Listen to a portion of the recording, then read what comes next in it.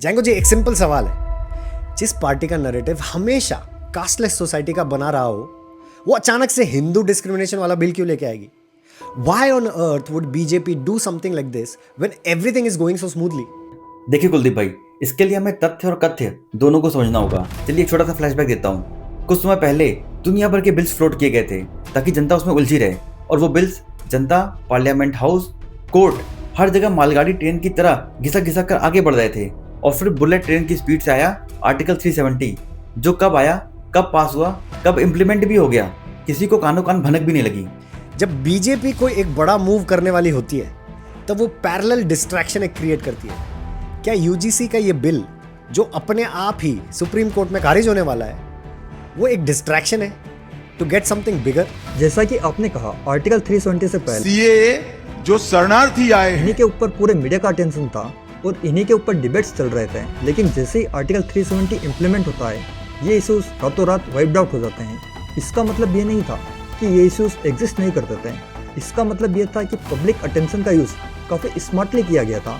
और मेरे को यहाँ पे यूजीसी एक्ट के अंदर भी सेम चीज़ रिपीट होते हुए दिखाई दे रही है। यूजीसी के अंदर एससी, एसटी, ओबीसी इन सब कैटेगरीज को प्रोटेक्शन मिलती है, फेयर इनफ। लेकिन जनरल कैटेगरी के अगेंस्ट अगर फॉल्स कंप्लेंट की जाए तो इनको प्रोटेक्शन कौन देगा? लॉ का मिसयूज हो रहा है, इसका मतलब ये नहीं कि लॉ गलत है। इसका मतलब ये है कि लॉ पूरी तरीके से इनकम्प्लीट है।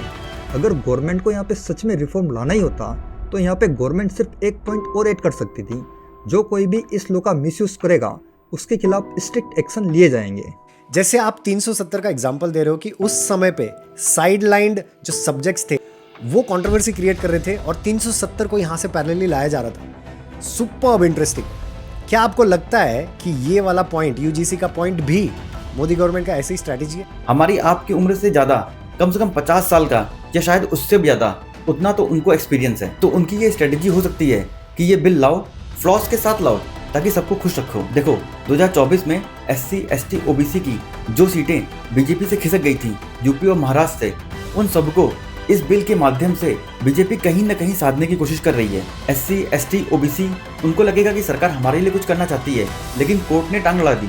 और जनरल, वो तो हमेशा बीजेपी के साथ ही था। तो सुप्रीम कोर्ट में बिल पर स्टे के बाद सारे तबके कहीं ना कहीं बीजेपी से खुश हो जाएंगे। तो ये समझो कि ऐसा बिल डिस्क्रिमिनेशन बढ़ाने के लिए नहीं, बल्कि नैरेटिव कंट्रोल करने के लिए लाया जाता है। तो दोस्तों, सवाल ये नहीं है कि यूजीसी बिल सही है या गलत है। सवाल ये है, क्या हम इस पॉलिसी को देख रहे हैं? क्या हम पॉलिटिकल चेस गेम का हिस्सा बन रहे हैं? आप सोच के बताना, कमेंट सेक्शन में जरूर कमेंट करना। Thank you so much for watching this video again. Stay fit and stay healthy, because if you are healthy, country is healthy. Thank you.